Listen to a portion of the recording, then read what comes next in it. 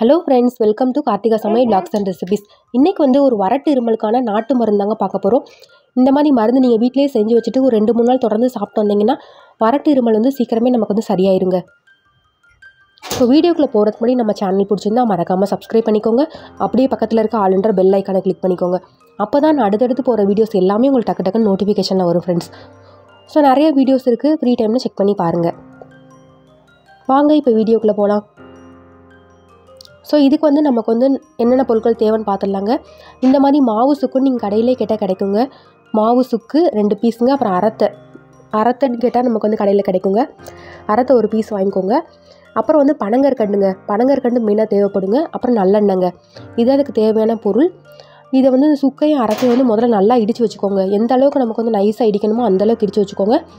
அப்போ தான் நமக்கு வந்து மருந்து செய்கிறப்ப வந்துட்டு நல்லா வந்து சாப்பிட்றதுக்கு ஈஸியாக இருக்கும். அதுக்கப்புறம் ஒரு அரை மூடி தேங்காய்ங்க. நல்ல தேங்காய் அரை மூடி தேங்காய் நல்லா துருவி வச்சுக்கோங்க. இந்த மருந்து செய்கிறதுக்கு வந்து தேங்காய் வந்து மெயினாக தேவைப்படுங்க. இப்போ சுக்கையும் அரத்தையும் நல்லா இடித்து வச்சாச்சுங்க. இப்போ தேவையான பொருள் எல்லாமே எடுத்து வச்சாச்சு. வாங்க எப்படி செய்கிறதுன்னு பார்க்கலாம். அரை மூடி தேங்காய், இடித்து வச்ச அரத்தை, சுக்கு, அப்புறம் நம்ம பனங்கற்கண்டு இருமல் சளி எல்லாத்துக்குமே நல்லதுங்க. நீங்கள் சும்மாவே டெய்லி காஃபி டீ பாலில் போட்டு குடிக்கலாங்க. ரொம்ப உடம்புக்கு நல்லதுங்க. ஸோ இப்போ வந்து தேவையான அளவுக்கு ஒரு பேன் எடுத்துகிட்டு அதில் நல்லெண்ணெய் சேர்த்துக்கோங்க. எண்ணெய் வந்து காஞ்சதுக்கப்புறம் முதல்ல வந்து நம்ம பனங்கற்கண்டு சேர்த்துக்கலாங்க. பனங்கற்கண்டு லைட்டாக நம்ம கரைஞ்சி வரணுங்க. ஸோ இந்த அளவுக்கு பனங்கற்கண்டு முதல்ல கரைஞ்சி வந்ததுக்கப்புறம் நம்ம தேங்காய் சேர்த்துக்கலாங்க. தேங்காய் சேர்த்து லைட் ப்ரௌன் ஆகிற அளவுக்கு வதக்குங்க. ஹையில் வச்சிடாதீங்க, மீடியம் ஃப்ளேமில் வதக்குங்க. அப்போ தான் வந்து தேங்காய் வந்து நல்லா வதங்கி பொன்னிறமாக வருங்க. இப்போல்லாம் நம்ம வீட்டு மருந்து எதுவுமே செஞ்சு சாப்பிட்றது இல்லைங்க. இது வந்து எனக்கு தெரிஞ்ச அண்ணா வந்து எனக்கு செஞ்சு கொடுத்தாங்க இருமலுக்காக. நல்லாவே கேட்டுச்சுங்க. ஒரு 2-3 நாள் தொடர்ந்து சாப்பிட்டேன். இருமல் வந்து நல்லாவே கேட்டுச்சுங்க. இப்போ தேங்காய் வந்து நல்லா வதங்கவும் நம்ம இடித்து வச்சுருந்தோம்ல சுக்கு அரத்தை அதையுமே ஆட் பண்ணிக்கலாங்க. இது எல்லாமே நம்ம வந்து லோ ஃப்ளேம்லேயே வதக்குங்க. ஹை ஃப்ளேமில் வச்சிடாதீங்க. அப்போ தான் எல்லாமே நமக்கு வந்து நல்லா வதங்கி வரும். இல்லாட்டி டக்குன்னு கரிகிற மாதிரி ஆயிருங்க. ஸோ அதையும் சேர்த்து நல்லா வதக்கிட்டு நம்ம பனங்கற்கண்டுமே ஆட் பண்ணிக்கலாங்க.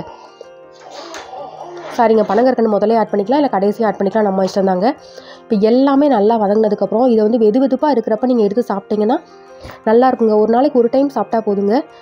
இருமல் இருந்துச்சுன்னா, வறட்டு இருமல் தொடர்ந்து இருந்துச்சுன்னா நீங்கள் இந்த மருந்து கண்டிப்பாக யாருக்குனாலும் செஞ்சு கொடுக்கலாங்க. ஸோ இந்த மருந்து எனக்கு வந்து நல்லாவே எஃபெக்டாக இருந்ததுங்க. அதனால தாங்க உங்ககிட்ட ஷேர் பண்ணுறேன். நீங்கள் கண்டிப்பாக இந்த மருந்து வந்து வீட்டிலே செஞ்சு பாருங்கள். எல்லாமே நமக்கு ஈஸியாக கிடைக்கக்கூடிய பொருட்கள் தாங்க. ஸோ நீங்களும் இந்த மாதிரி வறட்டு இருமலுக்கு வந்து வீட்டிலே மருந்து செஞ்சு பாருங்கள். பார்த்துட்டு எப்படி இருந்துச்சுன்னு எனக்கு கமெண்ட்டில் சொல்லுங்கள் ஃப்ரெண்ட்ஸ். நீங்கள் கமெண்ட் பண்ணிங்கன்னா எனக்குமே கொஞ்சம் மோட்டிவேஷனாக இருக்கும். நம்ம சேனல் பிடிச்சிருந்தா மறக்காமல் சப்ஸ்கிரைப் பண்ணிக்கோங்க. தேங்க்யூ.